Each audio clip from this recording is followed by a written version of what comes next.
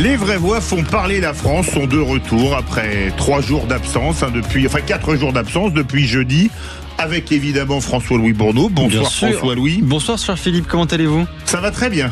Vous êtes très en forme, je crois. Oui, surtout, vous aussi. Ah moi je suis très en forme, il fait beau. Surtout qu'on va...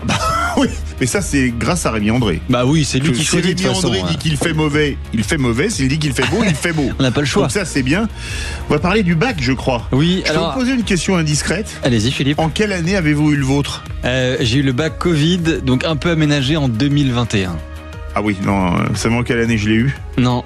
Voilà, c'était vraiment au siècle dernier. 70 Non, quand 80? même pas. Non, oui, quand même, oui. 1984, ça fait 42 ans. Ah, vous êtes de 66, c'est vrai, j'avais oublié. 1980, combien vous avez dit ? 4. 42 ans. Ça va. Ça commence à... Vous voyez ce que je veux dire ? Ouais, c'est vrai. Mais bon, en tout cas, c'était les sujets de philosophie aujourd'hui. Est-ce que ça vaut encore le coup, d'avoir des sujets de philosophie ? Est-ce que vous, la philosophie, ça vous a servi pendant durant votre vie, tout simplement ? Petit sujet, Philippe. Avons-nous la maîtrise de nos paroles ? C'était l'un des sujets de dissertation. Ou un autre, peut-on être heureux quand les autres ne le sont pas ? Voilà. Mais alors, je pense que ça, c'est 2 sujets où on pourrait faire des débats de 2 heures. Vous pensez ? Ah oui, alors par contre, je pense qu'on peut parfaitement maîtriser. Moi, je fais l'émission, excusez-moi, mais en radio, les copies, c'est pas terrible. Il faut me parler dans le micro. Enfin voilà, on parle de philosophie pour ce premier débat. 0826 300 300, c'est le numéro à composer pour prendre la parole. Et puis on parlera du G7. Trump est en France. Est-ce que vous trouvez ça normal ? Est-ce que pour vous, ces grands sommets internationaux, c'est utile ou non ? Pareil, 0826 300 300, on en parlera. Et un hommage, un remerciement surtout, plus qu'un hommage, Philippe, puisqu'on va retrouver Richard. Oui, puisqu'il nous parlait de Curatel. On avait eu à l'antenne, il avait voulu réagir le 1er avril dernier, c'était pas un poisson d'avril, parce qu'il avait fait un AVC, il avait une très haut poste à l'époque comme haut fonctionnaire. Tout à fait. Et on lui avait mis sous curatelle suite à un AVC, il avait retrouvé toutes ses facultés, mais il n'arrivait plus à se faire retirer sa curatelle, à tel point que quelques jours avant de nous appeler, il est allé au cinéma, mais il n'avait pas pu payer son billet parce qu'il avait une somme d'argent limitée qu'il avait atteinte. Absolument. Et sa curatelle lui a été retirée le 2 juin dernier et ça lui a été officié, donc c'est vraiment une bonne nouvelle. Absolument, donc voilà, le bac, le G7 et puis on parlera un petit peu de la curatelle. Voilà le menu du soir plutôt. Tout de suite, on accueille Pascal de Saint-Jean-de-Marsac. Bonsoir Pascal. Bonsoir Pascal. Bonsoir. Alors, c'est ce bac de philo, vous l'avez passé il y a quelques temps, je suppose. Quelle année vous l'avez passé votre bac ? En 80, dans les années 80. Ah comme Philippe David. Vous avez eu le même programme quasiment. Si vous l'avez passé en 80, alors non, je vous arrête parce que moi j'ai fait partie de l'année, né en 66. On a eu toutes les réformes et on a été les premiers à avoir le bac avec la réforme à l'époque, il y avait bac A 1, 2, 3, 4, 5. Nous, on est passé à 1, 2, 3 par exemple.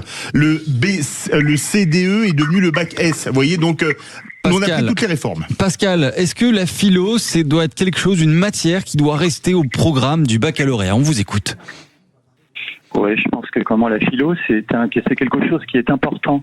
C'est une autre façon de penser et de voir les choses et qui peut nous ramener à la réalité et surtout à la vérité. Parce qu'actuellement, il y a tellement de confusion, surtout. On nous informe et on nous informe mal par moment. Il y a quelques radios, quelques philosophes qui essayent de nous faire revenir vers la réalité. Mais actuellement, j'ai l'impression que finalement, on déconstruit tout. Et si on n'est pas bien armé, que ça soit en littérature et en philosophie, on passe véritablement à côté de tout. Et on peut éventuellement croire en tout, puisque finalement, on nous ment sur tout. Alors, je voudrais vous poser une question, parce que vous avez dit une chose qui m'a fait tilt. Vous avez dit, c'est bien, il faut continuer avec la philo, mais comment expliquez-vous que la France, je crois dans les grands pays, est le seul pays qui fasse de la philo l'année du bac? Parce qu'en Allemagne, il n'y a pas de philo, en Angleterre, il n'y a pas de philo, enfin au Royaume-Uni, il n'y a pas de philo, aux USA, il n'y a pas de philo. Est-ce que c'est un tropisme français? Est-ce parce que les Français sont considérés comme des esprits cartésiens et qu'en hommage à Descartes, on fait de la philo? Comment vous expliquez ça? Moi, je pense que la philo, elle fait partie de notre vie et elle devrait être, à ce titre, systématiquement dans notre vie. Et je pense que pendant des années, moi, j'ai trouvé que il n'y avait pas suffisamment de philosophes à travers les médias, et je suis heureux de constater que petit à petit, on les réintègre afin de nous expliquer pas mal de choses, et avec des retours historiques, géographiques et autres, qui nous permettent de voir finalement toutes les idées préconçues ou les non-vérités ou les mensonges d'une autre façon, et je pense que c'est important. Alors maintenant, que ça soit une spécificité française, on s'en fiche de toutes les façons.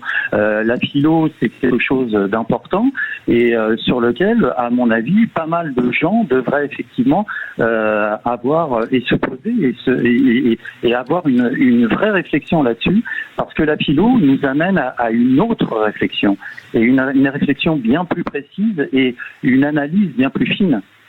Mais alors, une question se pose. On en a parlé la semaine dernière. On parlait des facs qui font des cours de rattrapage en orthographe à leurs élèves parce qu'ils font 60 fautes d'orthographe pour certains par copie. Est-ce qu'on peut faire, Pascal, sérieusement de la philo, commenter, je sais pas moi, Kant, Hegel ou Schopenhauer avec 40 fautes d'orthographe par page? Est-ce que ça vous paraît pas quand même un poil paradoxal? On est bien d'accord, c'est vrai que le niveau a totalement baissé, et le principe de la philo, c'est déjà de comprendre les mots, les phrases, analyser les choses.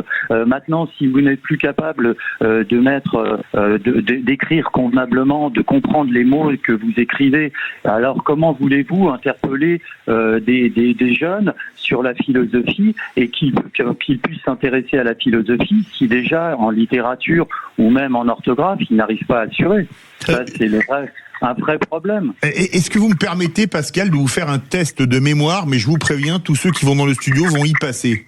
Est-ce que vous vous souvenez de votre sujet de philo du bac? Ah non, pas du tout. Vous, François-Louis? Non, vous me posez une colle, je suis en train de réfléchir. Pourtant, c'était en 2021. J'avais choisi l'explication de texte, mais je me souviens plus de mon sujet. Je vais réfléchir. Maxime? Les mêmes excuses que François-Louis. Aude? J'ai pas mieux. J'ai essayé de broder. Aude du Standard? Alors moi j'ai fait un bac littéraire, c'était l'art est-il abstrait? Oh, c'est beau. J'ai eu 11. Antonin? Il y a la note. Ah bah c'est bien, moi je vous donnerai la mienne aussi. Antonin se souvient plus. Et tiens, il y a Marie, une de nos réalisatrices qui est dans le studio. Quel sujet, Marie? La justice. Ah mais c'était quoi sur la justice? Ah bah c'est la justice, voilà. La justice. Mais moi, vous voyez, c'était en 84, je m'en rappelle encore. Vous avez une mémoire d'éléphant, Philippe. Le fait de parler la même langue rapproche-t-il les hommes? Et comme je faisais un bac langue, j'en avais 4 au bac, j'avais eu exactement la même note que Aude, 11, ce qui prouve que Aude... Vous avez eu combien, vous, François-Louis? J'ai eu 10,5. Maxime, combien? Moi, j'ai eu 7. D'accord, on continue. Antonin, j'ai eu combien? bac au rattrapage, moi, de toute façon. Antonin, combien? 14. Ça, je le crois pas. Non, mais c'était le brevet, ça. C'était le brevet, Antonin. Et enfin, Marie, combien? 6. Bon, alors je constate que... C'est pas un plateau très brillant, mais bon. On fait de la radio, c'est pas pour rien. Hein. Excusez-moi, vous êtes très désobligeant envers Aude et votre serviteur. Bon, si vous aussi, la philo, c'est pas forcément votre truc, ou alors vous pensez justement que c'est très important de garder la philo au programme du baccalauréat, 0826 300 300, on aura René de Toulouse un instant. Pascal, restez avec nous, et puis on se retrouve tout de suite. Et puis vous voulez réagir aussi sur le niveau du bac, etc. Vous êtes les bienvenus. Bien sûr. Il n'y aura aucune interrogation sur Honegger, Schopenhauer et Kant, on est d'accord? Absolument. Parce que j'en suis totalement incapable. Et vous, François-Louis? Pas dans les meilleures conditions. 19h-20h, les vraies voix font parler la France. Retour des vraies voix font parler la France. Alors, vous voyez, ça nous a tous marqué, le bac, la philo, parce que vous êtes tous allés chercher, ceux qui sont dans le studio pendant la pub, grâce à Internet, vos sujets de philo du bac. Alors, c'était quoi, Maxime? Alors, je retrouve tout ça. Ouais. Alors, moi, Philippe, j'avais sommes-nous responsables de l'avenir? J'avais choisi ça. Oh, beau sujet. Bon, avec 10,5, je sais pas de quel avenir j'étais responsable, mais... le tout, c'est de passe à passe, vous savez. Le langage n'est-il qu'un outil? Mais moi, j'avais pris le texte de la lettre Élisabeth de Descartes. D'accord. Marie, quel sujet? Pour être juste, suffit-il d'obéir aux lois? Oh, bon sujet. Et Aude, qui a eu 11, donc la note des meilleurs en général. C'était quoi comme sujet? Je te l'ai dit, Philippe. L'art exact. est-il abstrait? Absolument, tu l'as dit au micro, exact. Et quant au 14 de Antonin, j'ai toujours quelques doutes, mais a-t-il retrouvé son sujet? Peut-on être insensible à l'art? Oh, c'est beau. C'est un artiste, il était sensible. Et le sujet vous fait appeler au 0826 Parce 300 qu'on 300. a tendance à s'écarter un peu dans trop de philosophie, mais on continue de parler de ce baccalauréat. D'ailleurs, cette option de philo, est-ce qu'elle est encore utile aujourd'hui? On a tendance à la remettre un petit peu en cause. Et de votre côté, tiens, au 0826 300 300, qu'est-ce qu'il faudrait changer dans ce baccalauréat pour qu'il soit peut-être plus utile pour nos élèves dans la vie active? On parle des fois qu'il manque de matière, de déco, par exemple, Philippe. Oui. Dites-le nous au 0826 300 300. On accueille Renaud de Toulouse. Bonsoir Renaud. René de Toulouse. Bonsoir René. Bonsoir René. Oui, bonsoir à tous. Bonsoir à tous. Est-ce que ce bac prépare vraiment à la vie active, notamment de nos étudiants, et puis cette philosophie? On vous écoute. Écoutez, cher ami, que ce soit aujourd'hui ou il y a 40 ou 50 ans ou 60 ans pour moi, puisque j'ai 86 ans aujourd'hui.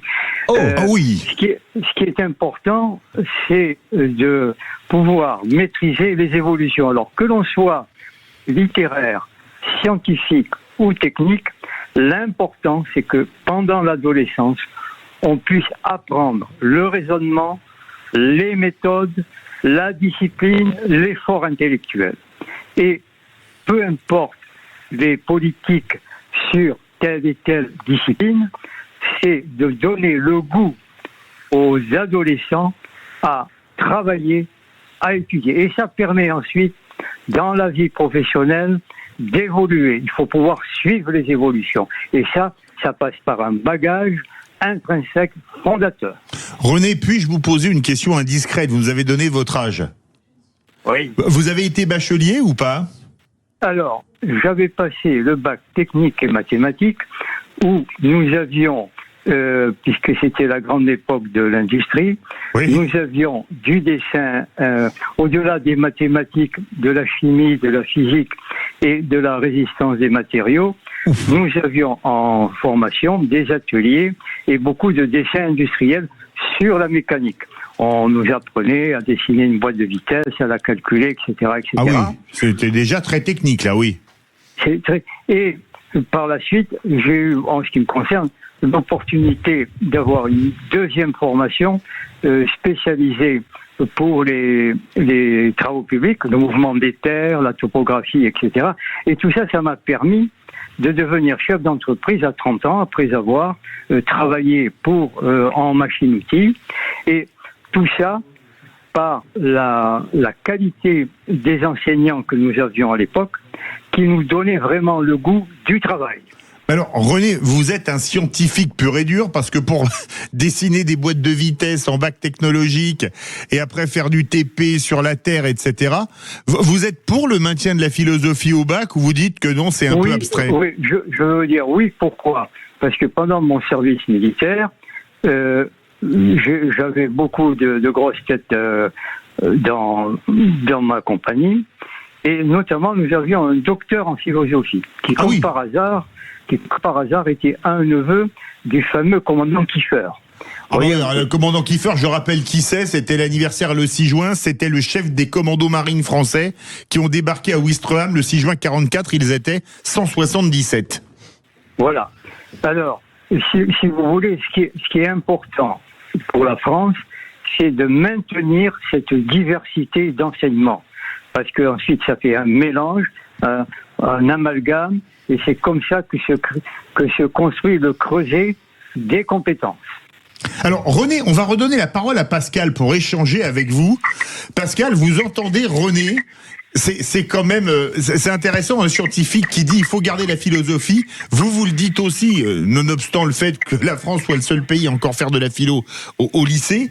Mais est-ce que vous pensez, parce que ça c'est quand même un sujet dont on parle, que le bac c'est encore quelque chose d'utile, si ce n'est pour pouvoir entreprendre des études supérieures? Oui, mais il ne faut pas qu'il soit dévalorisé. Et moi, je dis bravo à René pour ce qu'il a dit. Parce que effectivement, tout ce qu'on a perdu, c'est ce que lui a cité. Et malheureusement, si vous voulez faire un homme, une femme, un homme au sens large, bien sûr, avec une tête bien faite et bien pleine, l'étape du bac, c'est une étape, mais cette étape est fondamentale parce que ce sont les bases qu'on a acquises, que ce soit en mathématiques, philosophie littéraire et autres, qui feront que comment finalement un scientifique pourra néanmoins développer quelque chose grâce à la philosophie, même grâce à la théologie. Beaucoup de scientifiques se sont dirigés aussi vers la théologie parce qu'ils avaient besoin d'une autre façon de comprendre les choses et d'anticiper ces choses-là. Et c'est pas en restant cantonné que dans le technique, que dans la philosophie, que dans la littérature qu'on arrivera à construire un individu. Ah mais c'est un vrai sujet. Pascal, avant de faire réagir René également, il y a une question qui se pose. On parle de la valeur du bac. Il y a 50 ans à peu près, il suffisait d'avoir le bac pour être instituteur ou institutrice. Aujourd'hui, il faut un bac plus 5. Qu'est-ce que ça vous inspire, René ? C'est à cause de quoi ? L'effondrement du niveau du bac ? C'est parce qu'on a voulu le donner à beaucoup de monde que le niveau s'est effondré ? Ou c'est parce qu'on est plus exigeant avec les candidats ? Comment est-ce que vous analysez ça, René ? Vous qui avez connu, vous nous avez donné votre âge, une longue évolution du baccalauréat. Hein. Parce que si je fais le calcul, vous êtes né en 1940, donc pour passer le bac, c'était en 1958. J'ai passé le premier en 57 et le second en 58. Oui, c'est en 2 épreuves. Oui, vous l'avez passé la première épreuve sous la 4e République. Ce qui est quand même... On vous écoute, René. Oui, alors, si vous voulez, le fond du problème est suivant. Si on prend le cas des enseignants, puisque j'ai beaucoup d'enseignants dans ma famille, à l'époque, au-delà du baccalauréat, voire du brevet élémentaire, il y avait une hyper-formation professionnelle pour permettre aux enseignants d'acquérir les techniques de pédagogie. Oui. Et si mes souvenirs sont exacts, je crois que ça se faisait sur 2-3 ans au maximum. Mais avec des programmes bien établis, très concrets, qui permettaient aux jeunes enseignants de rentrer d'emblée dans une bonne prestation vis-à-vis des élèves. Voilà. Alors, si vous voulez cette explication, on enchaîne une autre. Qu'est-ce que ça veut dire ? Ça veut dire que si on prend le cas des filles et des garçons qui ont passé simplement des CAP à l'époque, oui, ou des brevets, et surtout des brevets d'enseignement industriel ou des diplômes de NP. À l'époque, si vous voulez, il y avait en France 15 lycées techniques et il y avait 9 ENP. Et c'était la colonne vertébrale, c'est les gens qui sortaient de là, ont représenté la colonne vertébrale de l'ossature de l'industrie en France. Et que par exemple, dans l'automobile, les gens qui avaient fait l'ENP de Poissy, où il y avait Simca, ces gens-là devenaient automatiquement les cadres opérationnels. Chez Simca. Chez Simca, pour donner cet exemple, si on prend le cas de Lyon, il y avait une ENP du froid, ça devenait les cadres de l'industrie du froid, etc. Donc, si vous voulez, on a perdu malheureusement par des effets, on va dire, politiques, cette capacité à donner des formations concrètes dans telle et telle filière d'activité, ce qui explique la situation d'aujourd'hui. Il y a eu une inflation, on s'est cru autorisé à obliger les jeunes à passer plusieurs années ici et là, pour finalement obtenir le résultat que l'on connaît aujourd'hui. Alors heureusement, nous avons maintenu nos écoles d'ingénieurs, mais malheureusement aussi, nos ingénieurs aujourd'hui vont dans la finance et non plus dans l'industrie. Ça, c'est clair. René, Pascal, restez avec nous. On va continuer bien sûr à parler de ce baccalauréat et même de la philosophie. C'est un sujet très très intéressant. 0826 300 300, appelez-nous pour témoigner. Vous avez un avis à donner. Vous pensez que le bac doit être un petit peu réformé sur certains aspects, certaines matières. Vous pensez que la philosophie n'a plus lieu d'être au programme. Eh bien, vous pouvez prendre la parole, Philippe. Vous avez passé l'épreuve de philo. Vous pouvez nous appeler. Alors, vous êtes peut-être en pleine révision ou un papa, une maman dont l'enfant a passé l'épreuve de philo, s'est levé tôt ce matin et est revenu un peu fatigué et liquéfié nerveusement. Venez témoigner. Bien sûr, on veut vos retours, on veut vous entendre. 0826 300 300 et puis on se retrouve tout de suite. 19h-20h, les vraies voix font parler la France. Sud Radio. Parlons vrai. Sud Radio, les vraies voix font parler la France. Philippe David. Retour des vraies voix font parler la France et ce sujet, le baccalauréat, qui nous rappelle, selon notre génération, des souvenirs plus ou moins vieux. Et on plus ou moins bon. Oui, je l'ai eu au premier coup, vous aussi. Bah oui, je l'ai eu du premier coup. Oui, moi au premier tour, j'ai pas eu le stress du rattrapage. Mais écoutez, Philippe David, toujours élu au premier tour. on va avoir un autre Philippe. Alors, vous méprenez pas. On a des Philippe qui animent, des Philippe qui appellent. En tout cas, si vous voulez faire comme Philippe Dugard, appelez au 0826 300 300, c'est possible. On parle du baccalauréat, mais on parle aussi de la philosophie, des sujets de philos. Ont-ils encore leur place, justement, au programme du baccalauréat? On vous pose cette question. Bonsoir Philippe. Bonsoir Philippe. Oui, bonsoir. Et vous êtes prof en retraite? Oh oui, je suis instituteur en retraite. Instituteur en retraite. Il y a une question. Sous l'ancienne appellation, hein. Voilà, j'ai gardé quand même dans l'esprit l'ancienne appellation. Vous n'êtes pas un hussard non plus, ça va. Je suis pas un professeur des écoles, voilà. Bon, très bien. Je le suis en théorie. Philippe, vous avez eu votre bac en quelle année? C'est la question qu'on doit poser à tout le monde parce que nous, on a besoin de savoir. 78. D'accord. 78, très bien. Oh bah vous êtes un jeune retraité alors, parce que 78 à 18 ans vous étiez né en 60, donc je fais des extrapolations sur votre âge. Vous êtes un jeune retraité. En 60, j'ai 66 ans, voilà, tout à fait. Ah oui, donc jeune retraité. Vous maintiendriez la philo, qu'est-ce que vous changeriez sinon dans le bac? Non, je la maintiendrai, mais je ne vous cache pas qu'à cet âge-là, la philo ne m'intéressait guère. Elle m'a intéressé 2 ou 3 années plus tard, lorsque j'étais en fac. Voilà, c'est là que j'ai commencé à l'apprécier à sa juste valeur. Sur les années précédentes, je préférais le sport, la musique. Enfin, j'étais plus là-dedans que dans la philo. Mais je ne regrette pas d'avoir fait parce que dans ma classe, effectivement, certains enfants de mon âge l'ont vraiment apprécié. Donc, ne serait-ce que pour permettre à ces enfants-là, c'est quelquefois 2, 3, 5 enfants qui sont en capacité d'adhérer à la philo, ça serait dommage de l'enlever. Et ça, on peut dire ça aussi pour d'autres disciplines, hein, mais voilà. Bien sûr. Mais qu'est-ce que vous changeriez, vous, dans le bac aujourd'hui? Vous qui avez été instituteur pendant toute votre carrière. Je changerais simplement les modes d'évaluation pour en revenir à une évaluation un peu plus, je dirais, stricte. Le contrôle continu, pour vous, c'est pas quelque chose que vous appréciez? Je pense que c'est bien quand même, hein. Mais j'ai l'impression quand même que le niveau est bien plus bas. Moi, j'ai des petits enfants qui passent le bac, j'ai des jumeaux là qui passent le bac cette année. Parfois, ça peut être un peu catastrophique en orthographe, en vocabulaire. Et l'épreuve, si je peux me permettre, Philippe, l'épreuve du bac. Et ils vont l'avoir haut la main. Hein. On leur souhaite en tout cas. On leur dit bonne chance.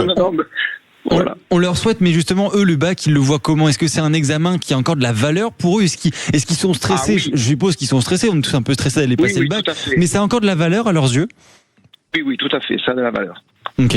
Philippe, restez avec nous, on va reprendre René et Pascal. René, vous avez 86 ans, vous avez donc 20 ans d'écart avec Philippe, vous êtes grand-père? Un grand-père. Ah bon, et vous avez des petits-enfants ou arrière-petits-enfants qui passent le bac ou qui l'ont passé récemment? Ils l'ont déjà passé. Alors j'en ai un qui est le plus jeune au point de vue des petits-enfants qui passe sa seconde partie là, cette semaine. Ah bah bonne chance à lui aussi, hein. Et donc on est en plein dans la cible là. Et pour lui, il vous a dit, papy, j'ai un gros stress, ou comment ça se passe? Racontez-nous. Ah non, il est serein parce que il a toujours obtenu de bonnes notes. Il fait des études tout à fait normales et il travaille beaucoup et il est parti en pleine sérénité. Ah bah ça c'est bien, Et sans indiscrétion, il fait quel bac? Général, technologique, technique? Alors général. Et il va rentrer à Assas en économie. Et il rentre en économie l'année prochaine. D'accord. Pascal, vous qui êtes un peu plus jeune pour avoir eu le bac en 80, vous avez des enfants, des petits-enfants qui l'ont passé récemment? Pascal? Oui. Oui, vous qui êtes un peu plus jeune, vous avez des enfants, des petits-enfants, des membres de votre famille, des neveux, des nièces qui l'ont passé ou qui le passent en ce moment? J'ai des enfants, oui, mais ils les ont passés au la main. Oui. Les petits enfants, ils sont trop jeunes, donc je pourrais pas vous le dire. Mais c'est vrai que le niveau n'est pas ce qu'il était auparavant, et je pense que il y a plusieurs facteurs qui sont en ligne de mire. Les professeurs parce que pour aimer la philo et revenir sur le thème de la philo, pour pouvoir découvrir la philo et aimer la philo, alors bon, soit on la comprend, et j'entends bien Philippe qui disait que c'est plusieurs années après que il a pu l'apprécier, mais pour pouvoir apprécier quelque chose et découvrir quelque chose, il faut avoir d'excellents professeurs. Ça, c'est vrai. Et si ces professeurs-là vous amènent sur cette passion, alors que ça soit dans toutes les matières. Mais l'histoire géo, on a tous eu des profs dans une matière qui était excellent, et d'autres, vous me passerez l'expression, qui étaient complètement soporifiques. On a tous connu ça. Et donc, à partir de là, si on a de bons professeurs, des professeurs qui soient soutenus à tous les niveaux, parce que, comme vous parliez d'histoire géo, quand on fait de l'histoire, on aborde des sujets qui sont un peu cabreux dans notre histoire, l'histoire du monde et l'histoire de France en particulier. Et donc, il faut que l'autorité et la confiance au niveau des institutions pour pouvoir conforter les professeurs soient là, parce que là, on voit des dérives qui sont intolérables, et on peut pas aborder les sujets, que ce soit en philosophie, dans des situations bien précises, si on ne peut pas dire les choses telles que normalement on doit les dire.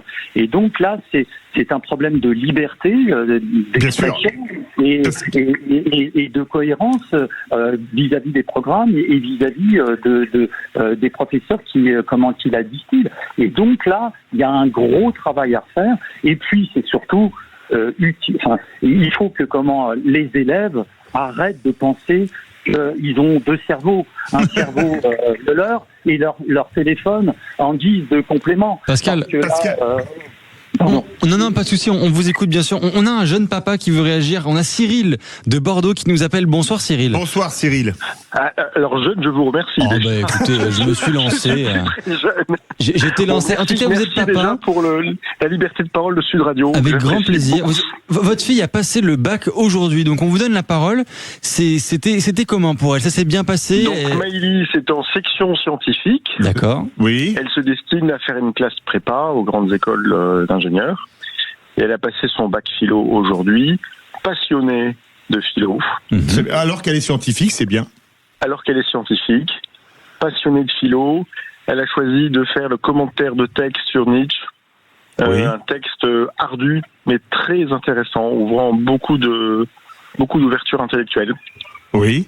Et voilà, donc ça s'est bien passé globalement? Au vu de ce qu'elle nous a raconté, on n'a pas tout compris. Donc, ça semble s'être très bien passé. D'accord. Ça semble s'être bien passé. Voilà. Donc, ça, c'était Elle a regretté une chose, c'est que les sujets soient exactement les mêmes et les notions probablement mélangées entre ceux qui sont en section scientifique et ceux qui sont en section littéraire. Oui, c'est sûr. Parce qu'ils ont le même programme. Ils ont exactement le même programme et les mêmes sujets, et parfois c'est un peu difficile pour elle. Et ma deuxième remarque, si vous permettez, je peux continuer sur la philo si vous voulez, mais vous me direz moi. C'est open bar sur le bac, allez-y. Vous pouvez même nous parler de votre sujet de philo comme vous l'avez passé. Mais moi j'avais lu le sujet la veille dans la bande dessinée, dans la philo en bande dessinée à l'époque. Et j'avais eu une très bonne note grâce à la philo en bande dessinée. Parfait. Voilà. Alors. À aujourd'hui, ils sont en contrôle continu, et ce contrôle continu, par rapport à mon époque, j'ai 52 ans, leur donne une première et une terminale où ils n'arrêtent pas de travailler. Ils sont sous l'eau tout le temps. Ils bossent pour avoir le meilleur dossier possible pour avancer. Donc ils perdent un moment de vie. Et il y a un deuxième écueil que les lycées notent différemment. Oui, ça c'est clair. Les lycées notent différemment, et il manque peut-être une épreuve nationale, 2 ou 3 épreuves nationales pendant le contrôle continu, si on le maintient, pour pouvoir rééchelonner les notes. Mais est-ce que c'est pas une injustice, Cyril? Parce que moi j'en ai parlé avec des membres de ma famille qui j'en ai 4 qui ont été ou sont dans l'enseignement. dans un lycée où le niveau est nul, si vous êtes moyen, vous allez avoir une super note, mais dans un lycée où le niveau est maximal, en étant bon, vous allez avoir une note moyenne. Est-ce que c'est pas une grosse injustice, le contrôle continu ? Ça peut être considéré comme une injustice. C'est pour ça qu'un contrôle national, pendant le contrôle continu, il y aurait 2-3 épreuves de contrôle national avec des corrections qui seraient mélangées. Ça permettrait de rééchelonner les niveaux de notation avec un gros coefficient sur ce contrôle national. Bien sûr. Parce que le bac pour faire une péréquation en fait quelque part. Notre fille aura probablement sa mention très bien au bac, mais cette mention très bien lui servira à rien à part toucher une prime par sa banque. Mais sa sélection est déjà faite, quelle que soit sa mention. Ce qui est fou. Restez avec nous, Cyril. On va faire réagir Philippe, ancien instituteur. Le contrôle continu au bac, ça vous paraît choquant à vous ou pas ? Non, ça ne me paraît pas choquant, mais je pense qu'effectivement, il faut mixer les épreuves nationales avec un contrôle continu. Vous êtes d'accord avec ça ? Oui, tout à fait. René, vous, à l'époque, en 57-58, il n'y avait pas de contrôle continu. Qu'est-ce que vous pensez du contrôle continu au bac ? Je rejoins ce que vient de dire l'auditeur précédent, Cyril. Il est clair qu'il y aura toujours des différences de niveau, et à partir de là, ça pose une grande question. Ah mais c'est clair. Pascal, oui, allez-y, René, allez-y.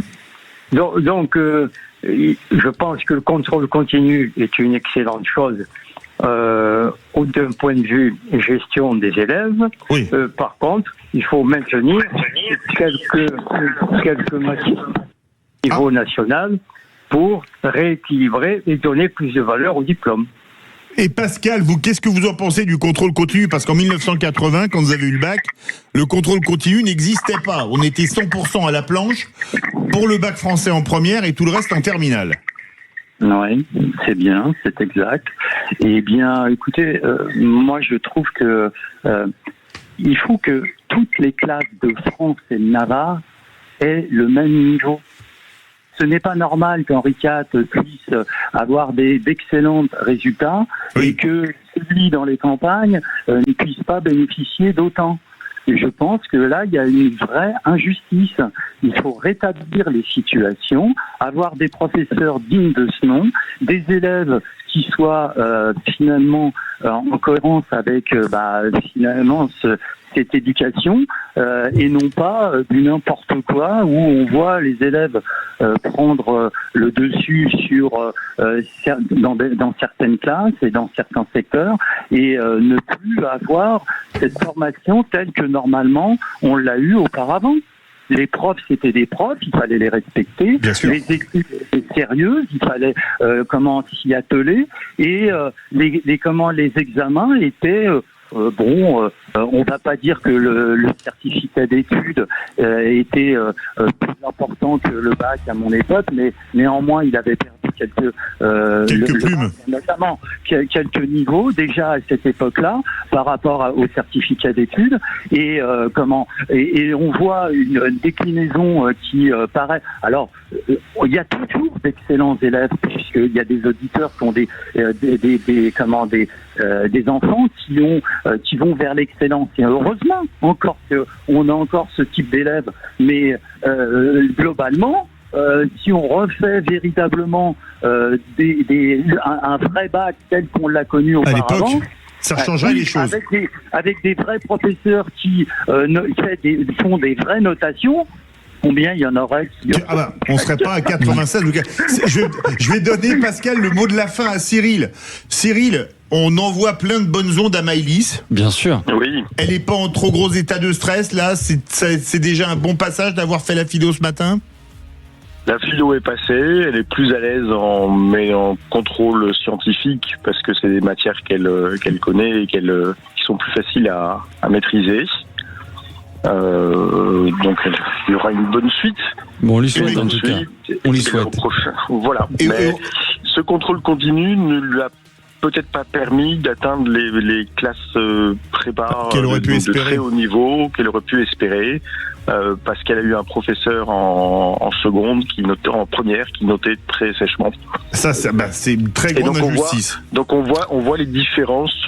Donc on peut jouer son avenir, bon, c'est un peu trop parlé en disant son avenir, mais sa sélection de grandes écoles par une notation trop sévère à mauvaise chance d'un professeur ou d'un autre. Merci beaucoup, Cyril. Merci pour vos témoignages. Encore tout le meilleur à Maëlys. Oui, Maëlys, et puis tous ceux qui nous écoutent, tous les parents qui ont un enfant qui passe le bac. Grands-parents. On leur souhaite bien sûr beaucoup de courage et beaucoup de réussite. Et puis tout de suite, Philippe, on va parler un peu de la curatelle. C'est dans un instant. 0826 300 300, c'est le numéro que vous pouvez retrouver et que vous devez contacter pour prendre la parole. À tout de suite. Sud Radio. Les vraies voix font parler la France. Philippe David. Retour des vraies voix font parler la France avec une dernière ligne droite et une bonne nouvelle. Une très bonne nouvelle. Suite à un passage dans les vraies voix font parler la France le 1er avril dernier. On va retrouver Richard du Puy-en-Velay qui nous avait appelé, nous avait laissé un petit témoignage par mail. Vous pouvez le faire aussi avec jeparticipe@sudradio.fr. On l'avait fait passer à l'antenne, Philippe, sur la curatelle, et on va lui redonner la parole puisque sa situation s'est améliorée. Bonsoir Richard. Bonsoir Richard. Bonjour, merci de m'accueillir à nouveau. Eh bien, avec grand plaisir, avec grand plaisir. Vous étiez passé en avril, comme vient de dire Philippe, parce que vous aviez un souci, vous n'arriviez pas à faire sauter votre curatelle. Et miracle, on va dire, ça a pu se faire et désormais vous êtes, on va dire, débarrassé de cette curatelle. On vous écoute. Miracle, on a fait le nécessaire. D'ailleurs, j'avais d'abord un très bon avocat. Donc on a recueilli des témoignages, c'était très important de recueillir des témoignages, des avis médicaux. Et on a délocalisé pour avoir des avis médicaux indépendants. Donc je me suis rendu dans la région parisienne. Je travaillais à Paris avant mon AVC. Oui. Et ensuite, vous étiez haut fonctionnaire, on l'avait dit lors de votre passage. Tout à fait. Et ensuite, on avait y compris l'avis de la curatrice elle-même qui se demandait ce que je faisais avec elle. Vous voyez, donc à l'appui de ça, on a été à l'audience et ça a duré 20 minutes maximum.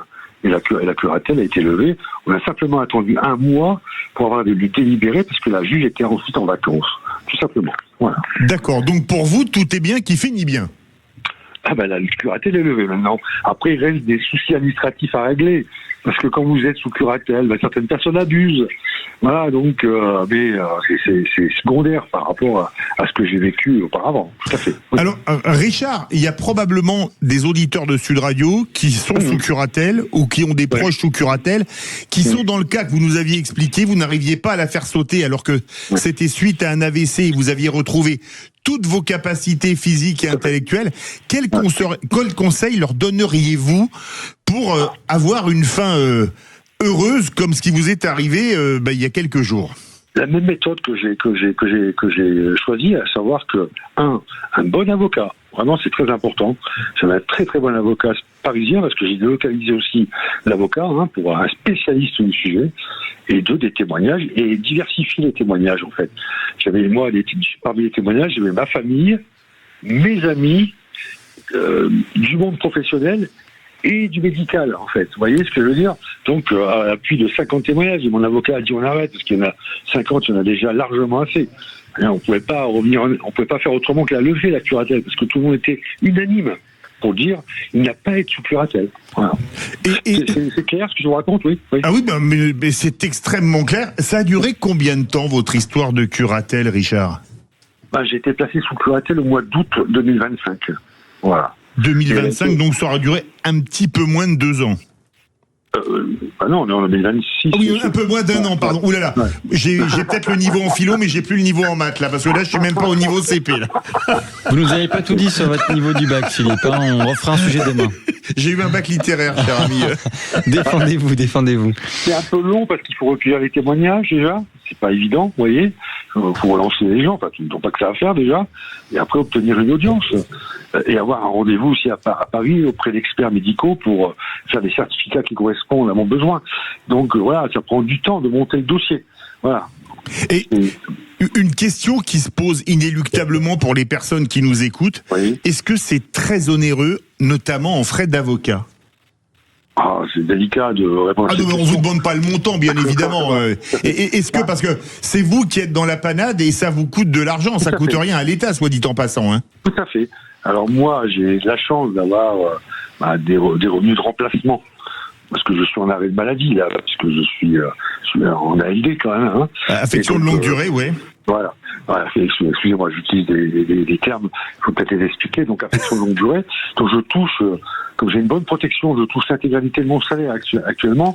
Et vous pouvez imaginer que en tant que cadre dirigeant, il est pas petit. Donc, 5 000 euros pour moi, ça représentait pas. Enfin, je dis pas que ça représente rien, mais ça valait le coup la liberté. Après, c'est fait effectivement. Les personnes plus démunies, ça doit être plus compliqué. Enfin, il doit y avoir aussi des protections juridiques peut-être ou des aides qui permettent d'aider la personne à prendre un avocat. Peut-être. Je me suis pas renseigné là-dessus, donc je peux pas vous répondre clairement. Voilà. Donc, écoutez, pour vous, tout est bien qui finit bien. Vous avez donné de bons conseils aux auditeurs de Sud Radio. Et puis, écoutez, comme dirait l'autre, tout le meilleur pour la suite, mon cher Richard. Et on salue nos auditeurs du Puy-en-Velay. Voilà, absolument. Merci beaucoup. Un petit message. Allez-y, bien sûr, rapidement, on allez-y. vous écoute. Je suis très gentil. Je voudrais saluer ma famille, certaines personnes de ma famille qui m'écoutent, mes amis, et je voudrais aussi faire un petit bonjour à une personne, je vous dirai pas qui c'est. Elle s'appelle Daniel, cette personne.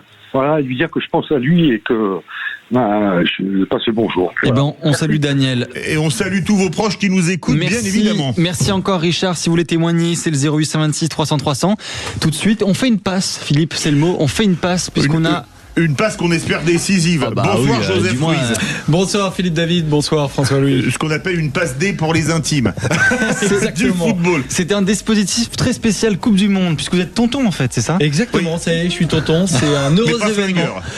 On va voir, flingueur, ça va l'être de temps en temps quand même dans cette émission, effectivement, dont c'est la première ce soir sur Sud Radio, et je suis vraiment très heureux qu'on puisse enfin lancer cette émission, les tontons du mondial, que je vais présenter. Je serai avec une super bande, Eric Blanc ce soir, chroniqueur ex-rugbyman, qu'on connaît notamment pour avoir joué au Racing, avoir entraîné le Racing, mais surtout c'est vraiment c'est quelqu'un qui parle vrai. On aura aussi Nabil Djellit, journaliste et chroniqueur, lui aussi n'a pas la langue dans sa poche, et notre Emmanuel Galasso, chroniqueur sportif Sud Radio. On a l'habitude de l'entendre le vendredi matin, et à partir de 20h, vraiment il va ouvrir les vannes et dire tout ce qu'il pense de ce mondial. Et les sujets du soir pour réagir évidemment au 0826 300 300 et sur jeparticipe@sudradio.fr. Alors forcément on va revenir sur le match qui se déroule en ce moment, Espagne-Cap-Vert. Pour le moment il y a 0-0, il reste c'est terminé, on l'apprend, c'est terminé, et c'est la première grande sensation du mondial, l'Espagne, deuxième nation FIFA, qui est battue par le Cap-Vert, qui fait 0-0 contre le Cap-Vert, 67e nation mondiale. On a la première grosse sensation, on va revenir là-dessus, mais il y a plein d'autres sujets. On va être tourné aussi beaucoup équipe de France. Pourquoi? Parce que l'équipe de France arrive c'est demain contre le Sénégal, premier match des Bleus, et les Bleus sont-ils les favoris de la Coupe du Monde? On va répondre à cette question. Mbappé est-il un bon leader? Il a donné un interview aujourd'hui dans le Parisien. On a l'impression qu'il y a une osmose dans ce groupe-là, mais à côté, certains le critiquent aussi un petit peu. Est-ce qu'il se met pas trop en avant? Il n'était pas en conférence de presse, notamment. C'est, on va dire, une tradition que le capitaine des Bleus vienne en conférence de presse. C'était pas lui tout à l'heure, c'était N'Golo Kanté. Voilà, il a préféré rester dans sa bulle, mais est-ce que c'est l'âme d'un leader que de faire ça? On se posera la question. C'est tous les soirs. Exactement, tous les soirs, du lundi au vendredi, de 20h à 21h.